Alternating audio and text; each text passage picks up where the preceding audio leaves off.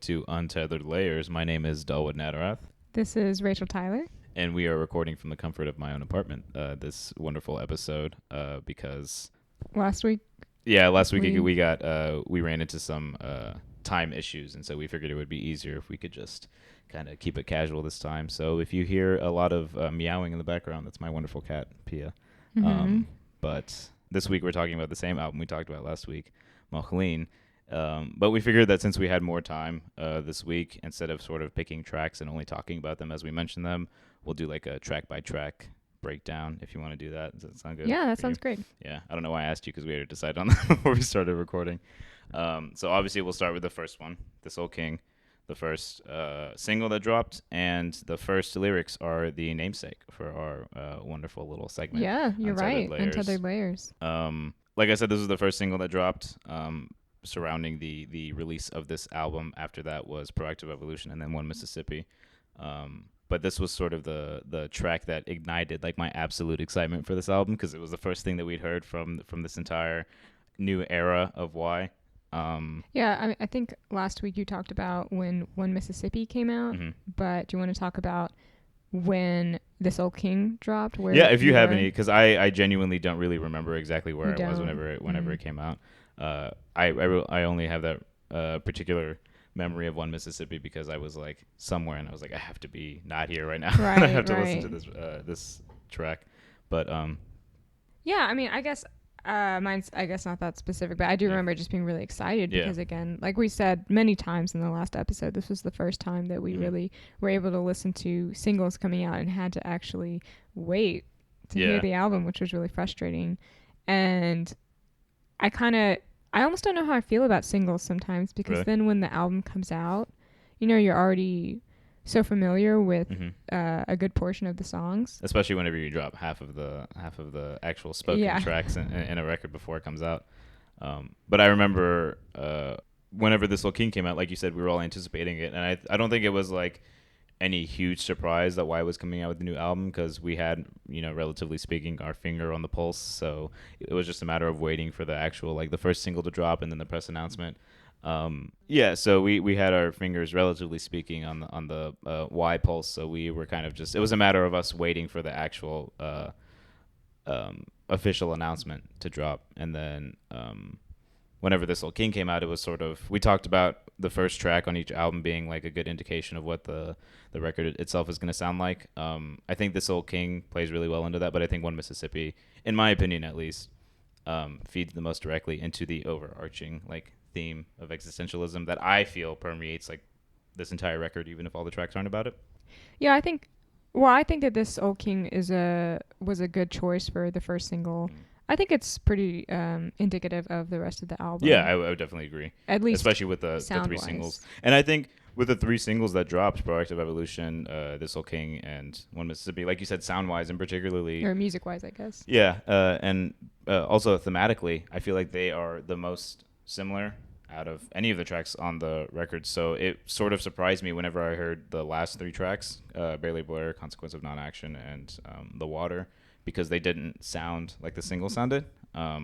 Like we said, I think those are three really good tracks to drop initially. I think they were really strong singles, but it was kind of usually singles that come out don't all necessarily sound the same. They'll have like different flavors of whatever the album's going to sound like. So like I said, it was really surprising whenever I heard the sort of like melancholic piano ballad that was the Barely Blur towards the end of the track list.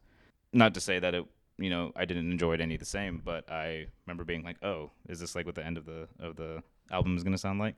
But This Old King I think was just, it sticks out the most to me as just the song that came out first, rather than being one of my favorites. I mean, it's really good, but I think we mentioned last week. And also, I cut out some of what we talked about last week because it was like, it wasn't pertinent to what we were talking about, so we may repeat ourselves, but also that was last week, and I don't remember what I said yesterday, so if we repeat ourselves, I do apologize. But yeah, This Old King being just like the single to me, and then the lyrics, the chorus itself, there is no other, only this, there is no other.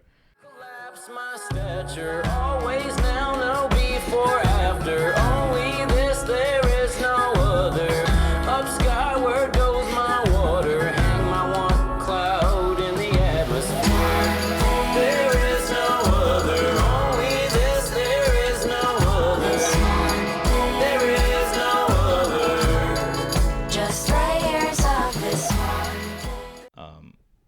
feeding into that idea of like acceptance and existentialism that is so prevalent in this entire record.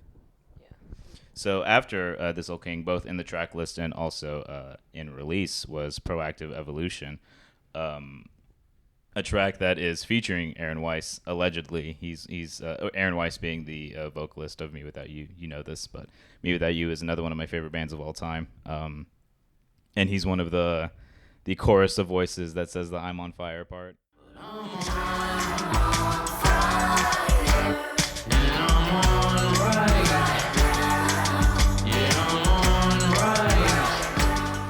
I remember being wildly excited because I had heard like rumors that they were working together and he was going to be featured on this album. So as soon as this track came out and everybody was like, "This is the one that Aaron's on," I was like, "What? Oh my god, I can't wait to hear like this beautiful, like wonderful verse that he wrote." And I was like, I literally cannot. I spent like months trying to figure out where his voice was, trying to place it, and I had like 3 different spots. I was like, maybe it's here, maybe it's here, maybe it's here. But then Yoni told me that he's one of the chorus of voices that all comes together. And then one of my favorite parts about this track is the end, the actual like samples of doctor's visits that he put into it. Yes.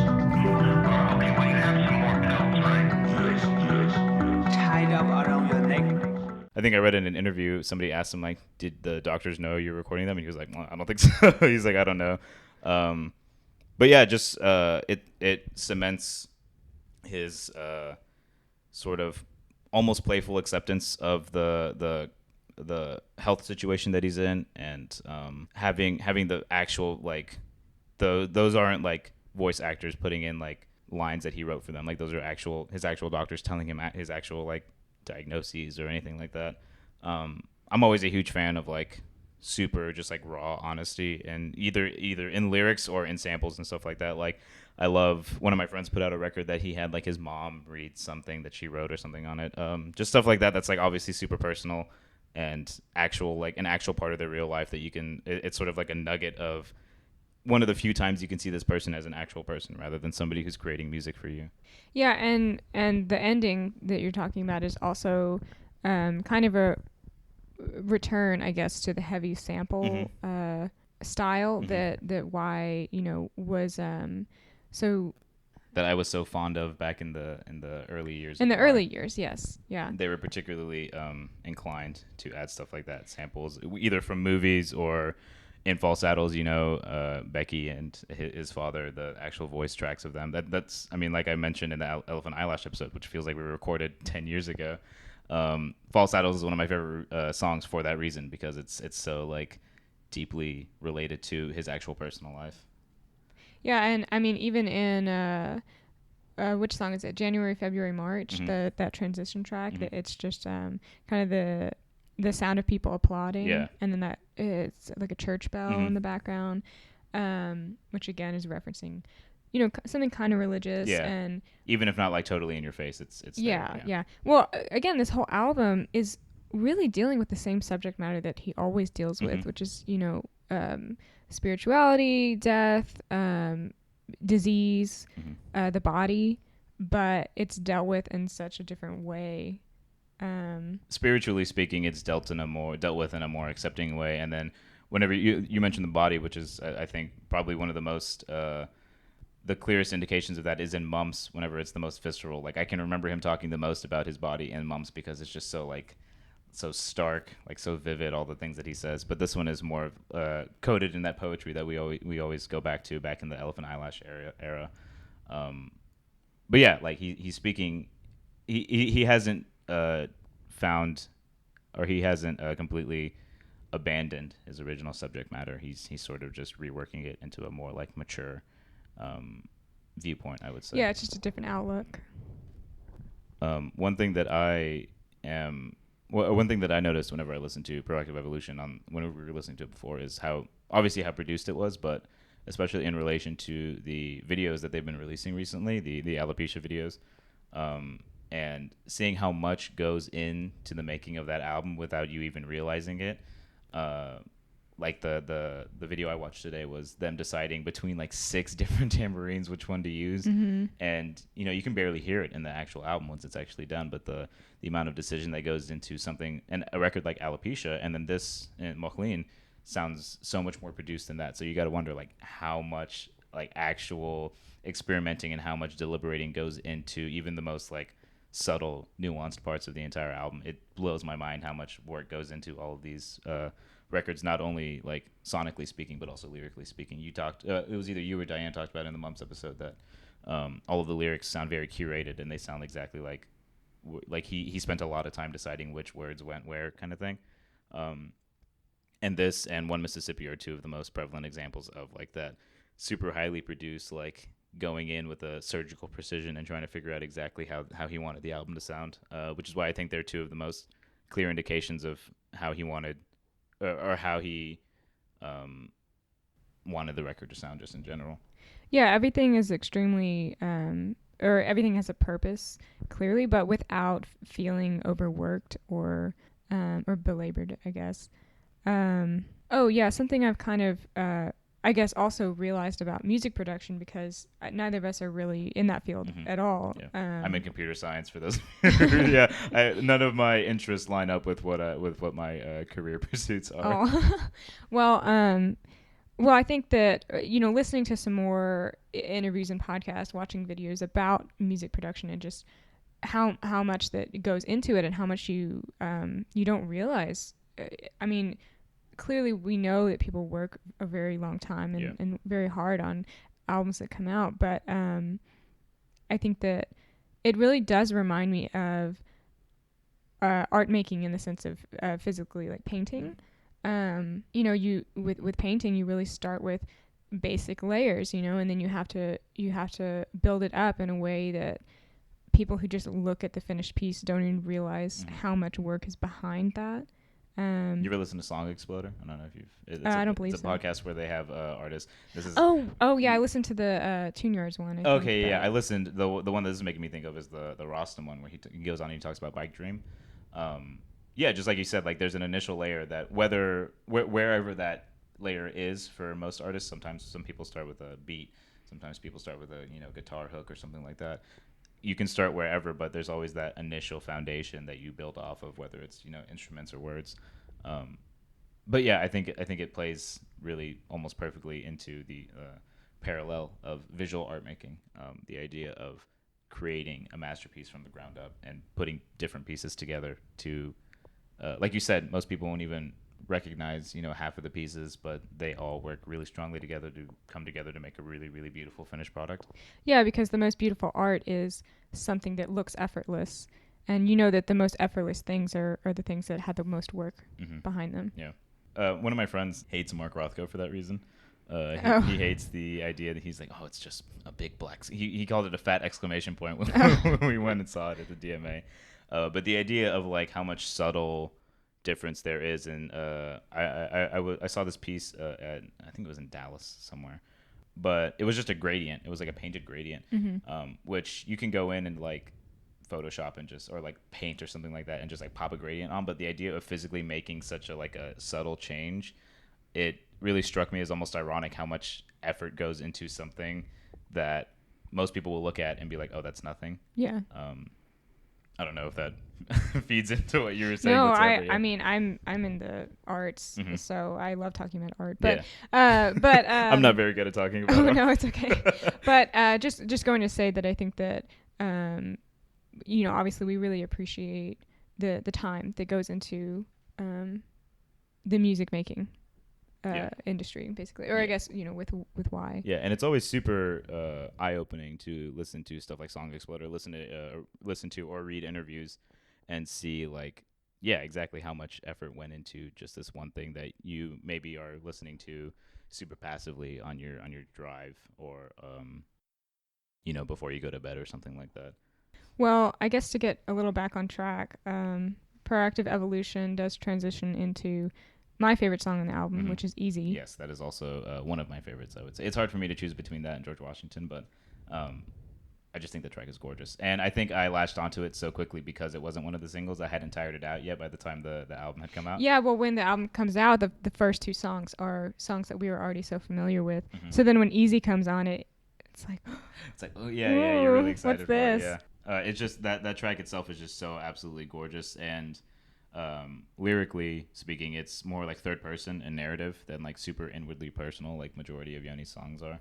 Um, just gorgeous. It's not as quiet as the Barely Blur, but it's not as blown out as One Mississippi or a Productive Evolution. It's like a nice, happy in between. Well, I think we talked about last week. I think we cut it out, but we talked about how this song gives me the same kind of emotion that something like Gemini Birthday Song does. Yeah.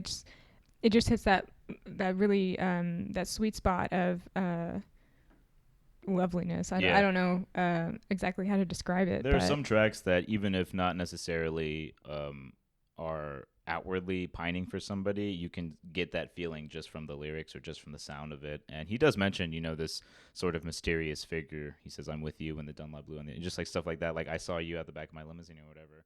Feeding into what you said about how it reminds you of Gemini Birthday Song and stuff like that. And Simeon's Dilemma. Yeah, just the idea of having like a muse there, whether or not it's the same person every single track, just having somebody that you're writing this and singing this for or about, rather than just spilling your guts out on a page and writing. Not to say that one type of songwriting is necessarily better than the other, but I think it's always super easy to pick out whenever a track like this is the way that it is, rather than being, like I said, super inwardly personal or anything like that. Yeah, I think that this song really marries, like we said, the sweetness of something like Gemini Birthday Song or Simeon's Dilemma with the satisfaction of the bouncing lyrics of something like Follow Mr. Fifth's. Yeah.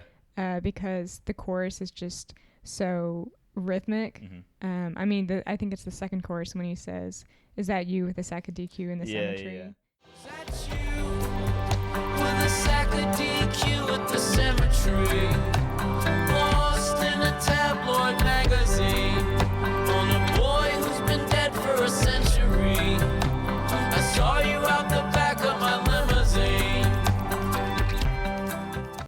That line just, is just... it flows, it like almost cascades and crashes so beautifully from the previous verse into that chorus. Because from a production standpoint, obviously the lyrics are, the structure itself is similar to the initial chorus of the first verse or whatever, but just how effortlessly it transitions from like I said, it's almost like you're going from the top of a roller coaster and you get to the bottom as soon as the next chorus starts. Yeah, and I think whenever you said it marries the satisfaction of that and the loveliness of something like Gemini. I think it also takes tracks that are more pining and longing, like Simeon's Dilemma, like Gemini Birthday Song, and puts it in this mature, like I mentioned earlier, like this sort of idea that he, obviously as he gets older, his songwriting is going to change, and it takes the idea of most of this album being about the acceptance of death rather than like the questioning and like the battling against it kind of thing that Alopecia does. It's sort of like, if you can imagine an older version of you going back and talking to the younger version of you, like I would love to see what Moh Lhean Yoni would go back and talk to Alopecia era Yoni about, but sort of taking those same exact themes, whether it's about death, sickness, his body, or loving somebody, and putting it in this much more like experienced, almost sagely way. I think this I'm glad that you brought up the comparison between this and Gemini Birthday Song, because I think this track is just like that track but grown up almost. Yeah, I can see that. Yeah. So after Easy, like I said, we're gonna be talking about every single track. So if we've missed your favorite tracks in the past, you don't have to worry about that on this one. Comes a transition track, January, February, March, from Easy into One Mississippi. Only words that are spoken are January, February, March. Since you've gone away, I've gone astray. But in this like warbled, like really low pitched voice.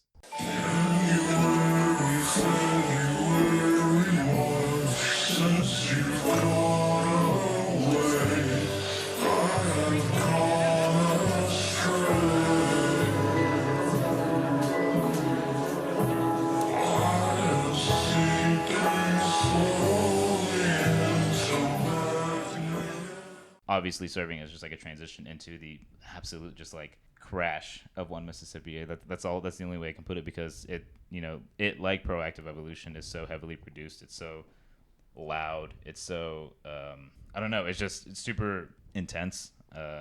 as opposed to the latter half of the album. I think this is probably the climax of the entire record. I would say George Washington obviously is it's still heavy, but not as much so as One Mississippi. So sort of taking the beginning of our podcast is the beginning of The Soul King. That sort of like sweet guitar going up into the crash of the initial verse of The Soul King. But The Soul King and Proactive Evolution, I think, work really well leading up to a really explosive song like One Mississippi. I really like the repetition within this album. There's a lot of repeated lyrics from song to song. And One Mississippi is, a great example of that. Within it, the chorus says January, February, March, since you've gone away, which is exactly what the song before it said.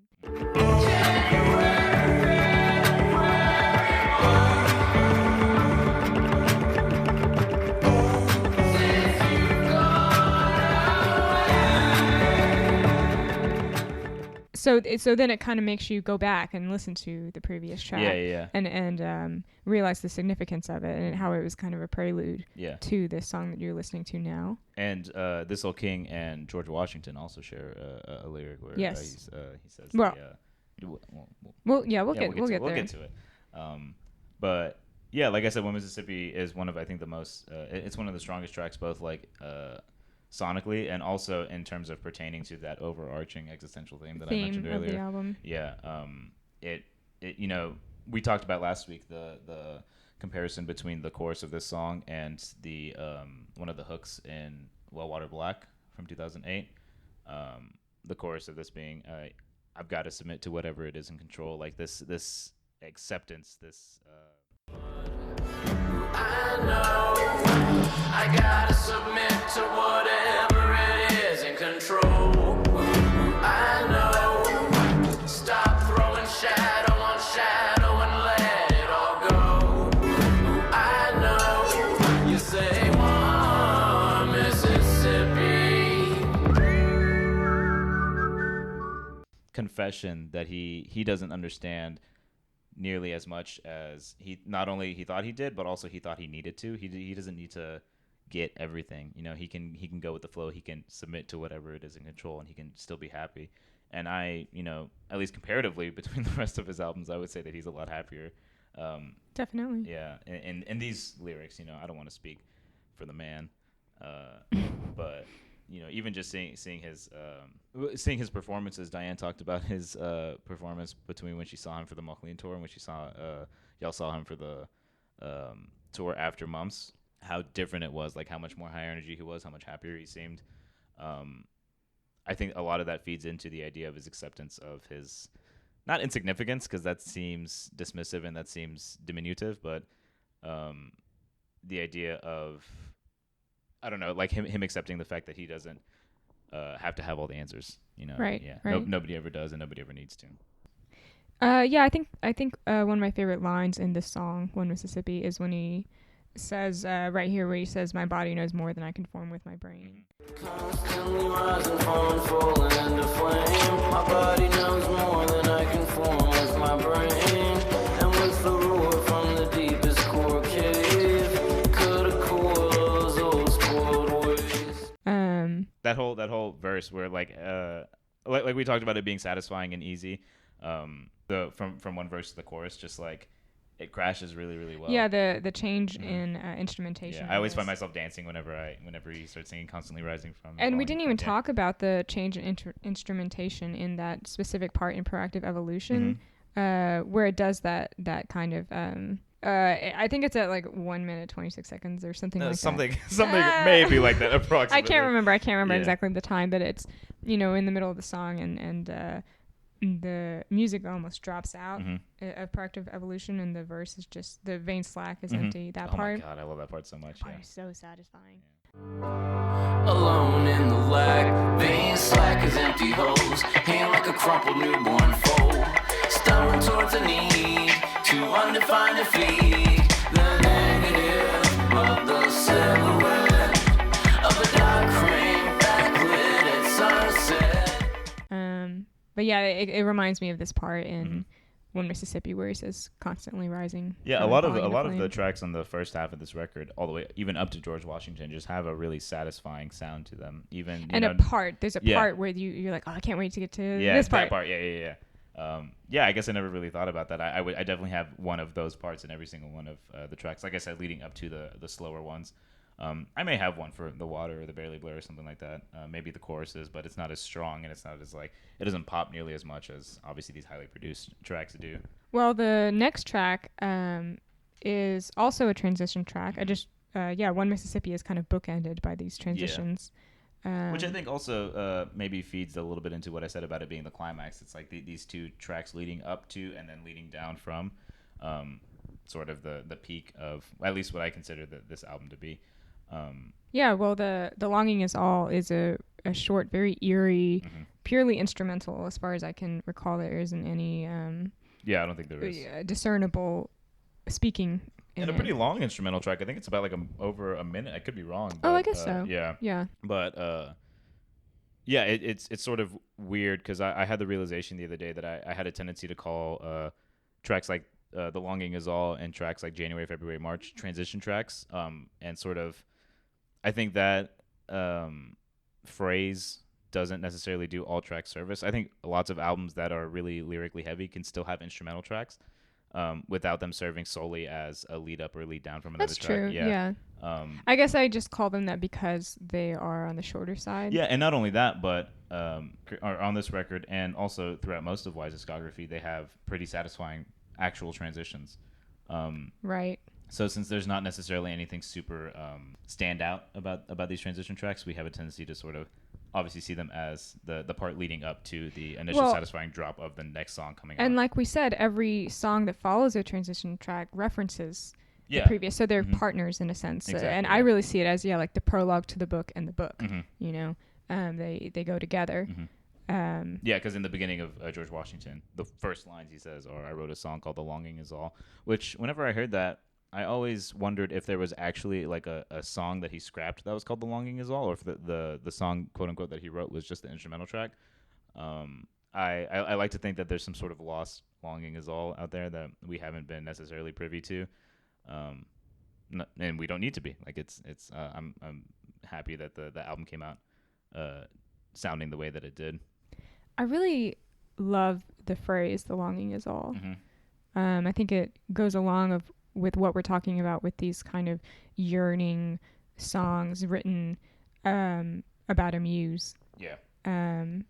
Either a muse or just wanting something or searching for something. And longing is a word that we can attribute to a lot of, I think, different tracks, not only throughout this record but through all of the songs that he's written. Definitely. Sure. Whether, like you said, it's particularly for a person or just like a feeling or a place or something like that.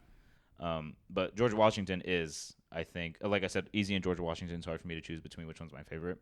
I think this one may be one of my favorites on the record, but it's definitely my favorite on the expanded edition. I want to talk about that one a little bit. Because I adore Greg Saunier. I love Deerhoof so much. The remix edition that he did honestly is not very remixed. It's sort of like he just took the song itself and then just put like some really like noise heavy guitar over it, and it's so fucking satisfying for whatever reason. I think George Washington, like I said, almost feels like a come down from One Mississippi. It's still very high energy, but One Mississippi still always just like is the most explosive for me. And the remix edition that Greg did, I think, brings the intensity, more intensity than even the rest of the record has, because it's so, like I said, very noise heavy. It's really intense. It's very like abrasive.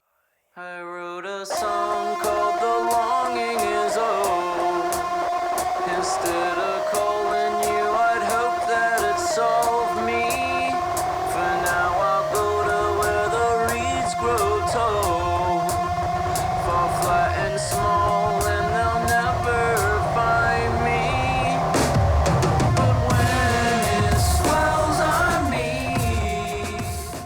And he didn't necessarily, reinvent the wheel with this track, but I think it adds a lot, like a really exciting flavor to it. I really don't have a whole lot of like technical reasons why I think the George Washington remix is one of my favorites. I adore it so much. It's one of my favorite ones to listen to, aside from the Barely Blur remix, which we'll get to.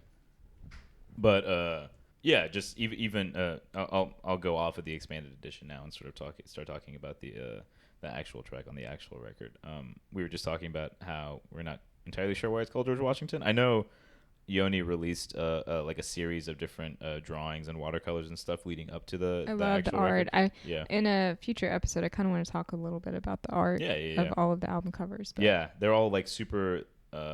First of all, super interesting and really good, but they all have their own. He has a tendency for collage art, at least through the album covers, but they all feed into such different, interesting themes that I would love to get to the bottom of. But I also understand nothing about art. So. No. But yeah, one of the images that he released leading up to the release of. Oh, actually, it was the art for the single "One Mississippi," I believe. No. I actually don't think it was I don't think it was the art for any of the singles. I think it was just one of the drawings. One of the drawings inside the maybe. So yeah, he released this series of drawings. Oh yeah, I remember actually because remember all of the drawings were super cryptic. Like he would post them on Instagram. I think through the Y profile. And with no caption whatsoever, just all of a sudden, like after a relatively, like, I mean, I think they updated some, relatively their social media, but once they started dropping these, yeah, okay, now it's all coming back to me. I said earlier that we weren't really surprised whenever we heard that Moh Lhean was being released, but I remember seeing this initial watercolor and being like, my jaw just dropped, and I immediately texted you and Diane. I was like, what the fuck does this mean? Like, I have to know. They started releasing a series of these different watercolors and drawings that Yoni had created. One of them being an image of this old king. One of them being an image of George Washington, I think, with like the dollar bill next to him or something like that. But yeah, other than that, aside from that, I haven't seen any other indication of why it could be called that. I mean, I was kind of wondering if whether or not it was a reference to that painting of Washington crossing the Delaware. Very well could be. It's a very art-heavy episode. Well, it's a very heavily parodied painting, and of course the lyrics talk about swelling and crashing, and even the album cover of Moh Lhean has a beach and waves on it. So that's kind of what I was thinking of, very kind of kind of a journey forward, I guess I don't want to say that that's what they intended, but that's kind of what I always imagined. Mm-hmm. And that's canon now. We have decided that it is true fact. No, but yeah, I guess I never really even considered that. I think the idea, like you said, of moving forward is obviously really strong in this record, so that very well could be it. If that is it, let us know. If that's not it, please don't let us know. Let us live in our blissful ignorance and pretend like we figured something out. But this is one of my favorite songs to hear, both on the record and live, solely because of that sweet ass drum solo that Josiah does. That fucking Phil Collins "In the Air Tonight" style. Like, whenever that comes on, whenever they play it live, as soon as I hear the transition of "The Longing Is All," my eyes just lock on Josiah, and I'm like, do it. I need to see you do this drum solo. It's just so satisfying. For now I'll go to where the reeds grow tall, fall flat and small, when they'll never find me. But when it swells on me, I'll press into it and push a little closer. And then the chorus is another one of those examples. I guess we're harping on it a lot on this album because I haven't really noticed it in other albums. The super satisfying like release into the chorus from the initial verse. Whenever he says when it swells on me, it just that super satisfying feeling you get. Like whenever you know exactly what I'm about to talk about. Whenever we see it live, I always like.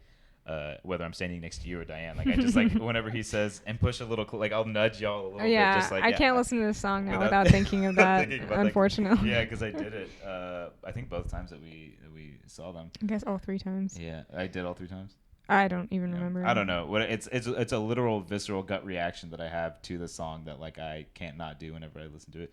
But yeah, it's just like this sort of swell and crash of the lyrics themselves and like the way that they sound, super satisfying throughout the entire record, but particularly in George Washington, at least to me. I think that may be why it's one of my favorites.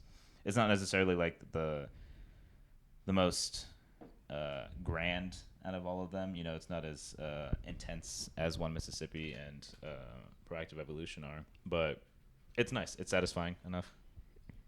P is having a snack over there. Yeah, my cat is crunching on her food just right next to us. She has a lot to say about why, but she's mic shy, so she's not gonna tell us. She would not be mic shy If she could talk. We wouldn't be able to shut her up. I love my cat very much, but nobody else loves her as much as I do. But this we talked about tracks referencing other tracks on this record, and we mentioned that George Washington and This Old King share a lyric, which is "A new love blooms on the long notes of old horns." A new love blooms on the long notes of old horns. Just super, not cinematic, but super poetic, super beautiful. Just like a really like cleanly written line. You can tell it's one of those lines that like he just had the idea of while writing, and it was like trying to figure out a way to like where to place it in the record, and he found two really good spots to put it in the record. But after George Washington comes the sort of second act of the record. At least that's how I see it. Starting with The Water. Definitely, like I said, we were surprised, or at least I was surprised. I want to speak for you. But yeah, listening to this track in relation to the other tracks that had dropped, and sort of being taken aback at how quiet and like subtle, yeah. Not lo-fi in the sense of production, but sort of lower intensity of these tracks. Almost a nice like a chaser, or like a break after after how intense the rest of the record was. Really pretty short song. There's not much to it in terms of lyrical meat. There's a verse and then the repeated outro. I'm trying. This track doesn't really stand out to me as much as the rest of them do, because there's a lot less to talk about, both lyrically and also it's just a lot quieter. Well, I kind of wanted to talk about this track. I think we have to. We're gonna only you can talk. Only me. I think we have pretty differing opinions about this track, and I guess the final three tracks. Mm-hmm. I do agree that when I first listened to the album, these three didn't stand out as much to me, or at least the last two, I guess. But well, I don't know that even that's not necessarily true. But I think the last two, particularly for me, The Water still holds pretty strongly for me. But, well, yeah. Re-listening to The Water, and I think even hearing it live, it has a darker sound than the rest of the songs on the album. Mm-hmm. Not counting kind of the eeriness of The Longing Is All, but I don't know. The Water starts off so so unexpected, I guess. So differently than the sort of that's The Water, right? Yeah. It starts with that kind of deep intro. Boom, and boom, boom, boom. Stop. Yeah, I've given up trying to imitate the songs. No, so I will do it with no shame. Yeah.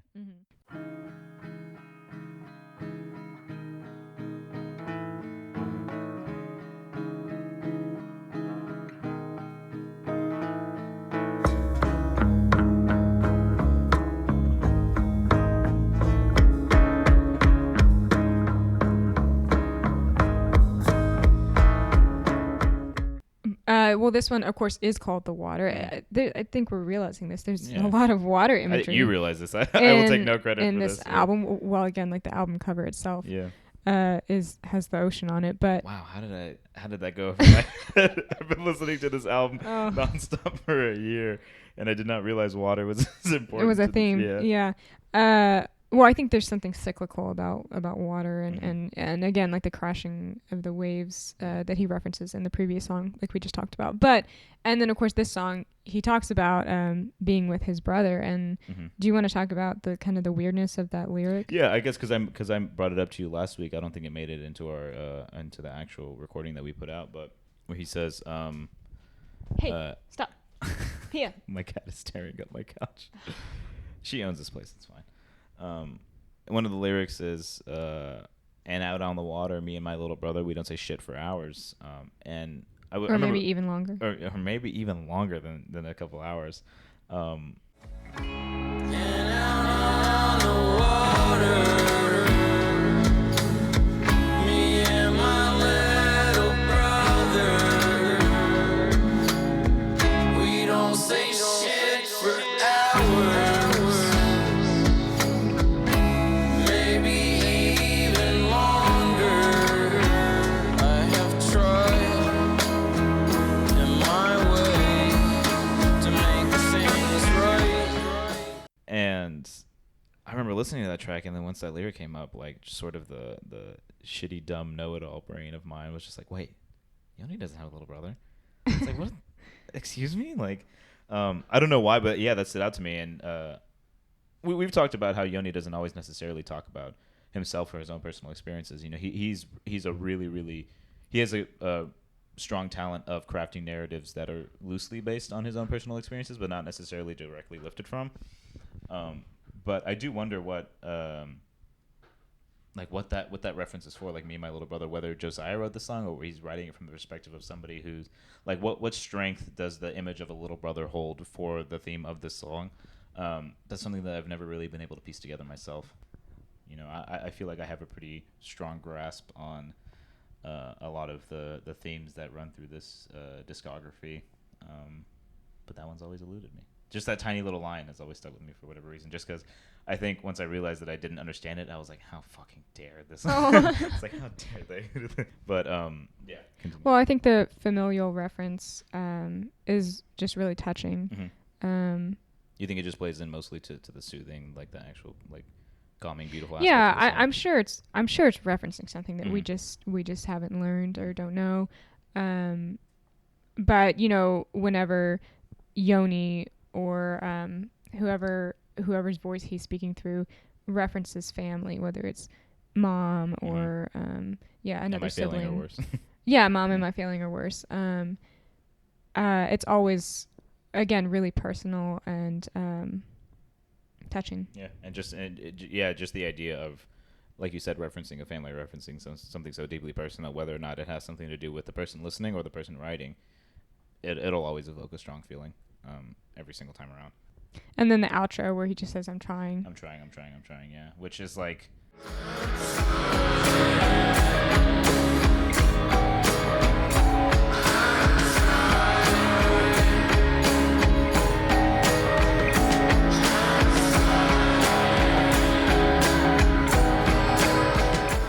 I don't know, I would say the most vulnerable he might be on the track. Like I would say he's bearing it all on this track or on this album. On this record. He's bearing it all on this record for sure. But this is the most like, almost like shrinking. Like I'm not. I don't know, because in earlier tracks he talks about, you know, I'll submit to whatever it is in control. Like I'm not the master of my own destiny or whatever. But this one sounds almost like pleading, like he's like, you know, have patience with me. I'm trying kind of thing. Whether that feeds or whether that goes directly into the theme of the record, or if I think it works really well with the idea of, like you said, family, almost subtly brought up in this track. Yeah, it's just like almost heartbreaking. Like just even reading through the lyrics or hearing it, you know, on a fourth, fifth, or sixth listen, you know, you kind of realize like, oh man, this isn't as, you know, self-referential or, you know, melancholy as I initially thought. It's, you know, pretty sad. And then after this, I'm trying.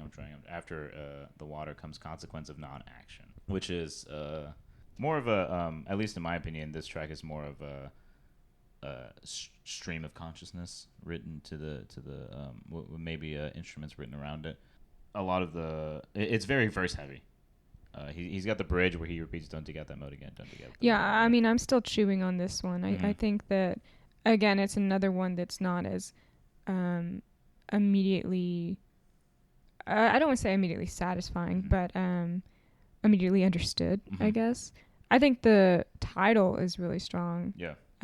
Similar to The Longing Is All to me. Mm-hmm. Sort of just these like almost catchphrases that sum up some of the feelings that he may have had while he was writing. Yeah, well, it indicates a kind of helplessness. Mm-hmm. I also think that this song, because it starts off so subtle, you can kind of like, you tend to zone out when listening to it, when in reality you really should be listening to what he's saying. And this track most intently, almost out of all of them, because like I said, of how verse heavy it is. Yeah, and it really builds. It's a song that really rewards the listener because it's one that you may want to skip at first, but the ending is really strong. And again, like we keep repeating it, it kind of crashes into this. Don't dig out that mode. Yes, yeah. Don't dig out that mode again. 'Cause I still need something. And it might be you.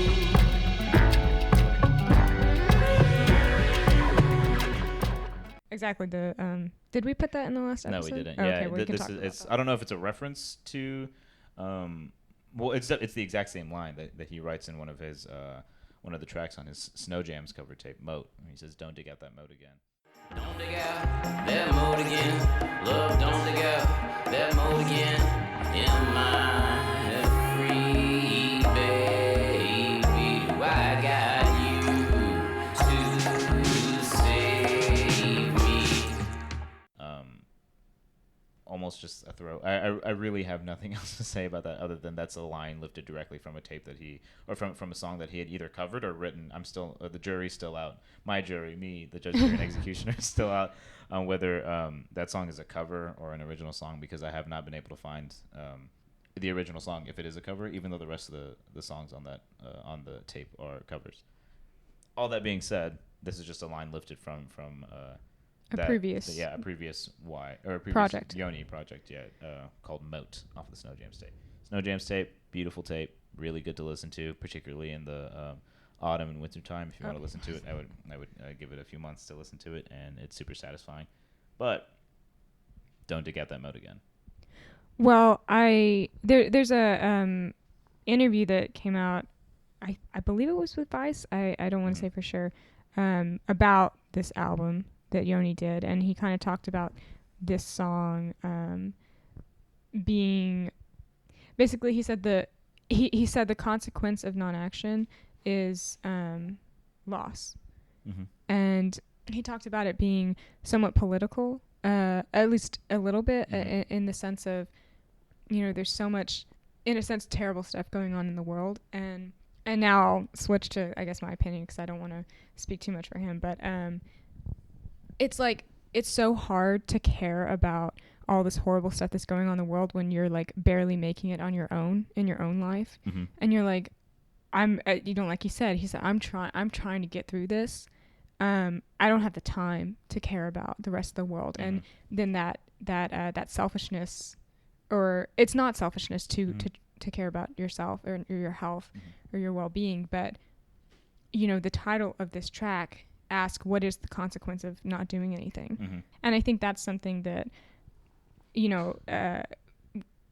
is going to sit with me over time, listening to this song in the future. I think it will eventually like fully click for me. I'm glad we talked so much about this, because this is a track that I've never done justice, and I'm glad that you brought that up, because now this is definitely something, the idea of rewarding the listeners is going to stick with me now. I'm going to actually, like, whenever this track comes on, if I'm driving, I'm going to pull over, I'm going to park. I'm gonna Give it some patience. Yeah, exactly.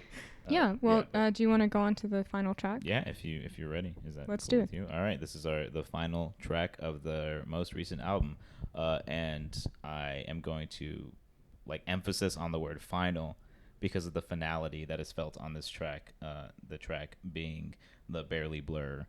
We talked, I don't think it was last week, I think it was a couple weeks ago, whenever we talked about, after we listened to Moh Lhean, I was fucking scared that he was never going to write again, because of how much of an ending this, we've talked about all of the tracks on all of his albums being really good final tracks.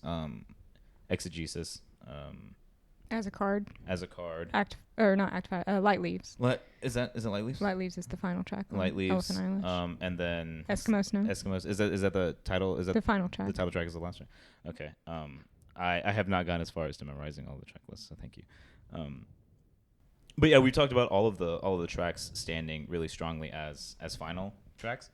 But this one feels like the final of the final tracks. I don't know if you would agree or not, but this is the one, like, that scared me into thinking like, man, this really sounds like a sort of theatrical finish. Like, and then that's all she wrote. That's all he wrote.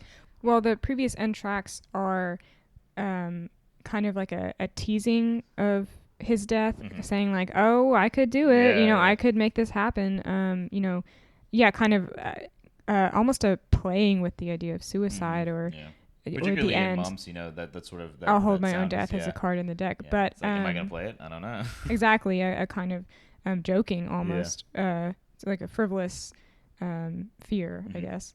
Whereas this song is actually feels like it is the process of death. Yeah, like it's this gorgeous piano ballad. It's definitely the calmest on the entire record. Yeah, and it's not dark. Yeah. I mean, obviously the subject matter, if you take it to be, a death or about death, is dark, but and I don't necessarily know if that's what they intended, but it does feel very much to me like someone passing into something. It feels like into the barely blur beyond. Exactly. Yeah.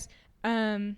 This song feels like I was trying to imagine, visuals for it, and you can't help thinking of like evening time, twilight, or maybe even a sunrise, but some water. Some kind of interim, like a transition, into something. Yeah. And almost like purgatory. Ooh, that's dark. Yeah. We're getting Wow. we're getting morbid. But yeah, this I think going back to what we talked about, the idea of taking themes from previous albums and maturing them into an almost sagely wisdom, like, oh, I finally understand. Taking the idea of death and finality and turning it into something beautiful rather than something to be terrified of or like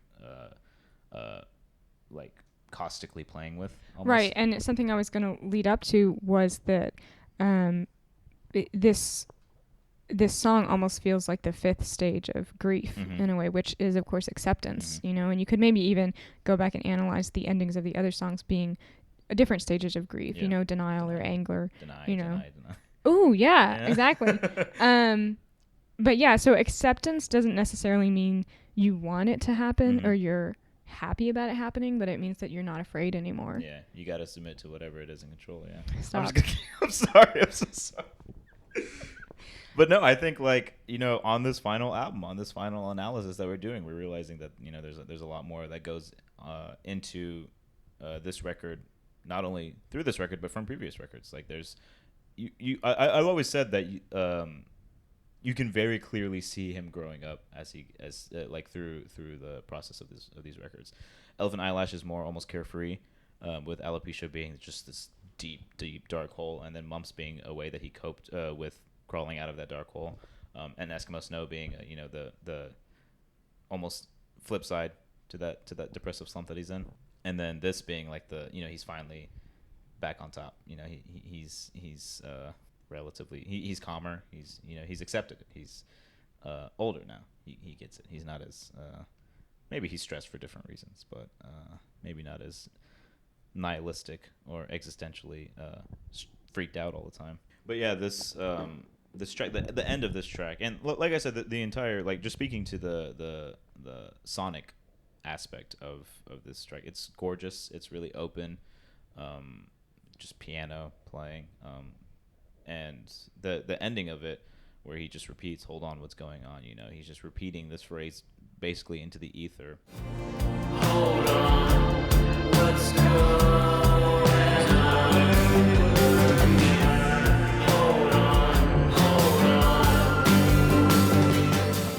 All this finality that's going on in this entire track was what really scared me whenever I listened to it. Obviously, very selfishly so. I was like, oh, he's not gonna make any more music for me.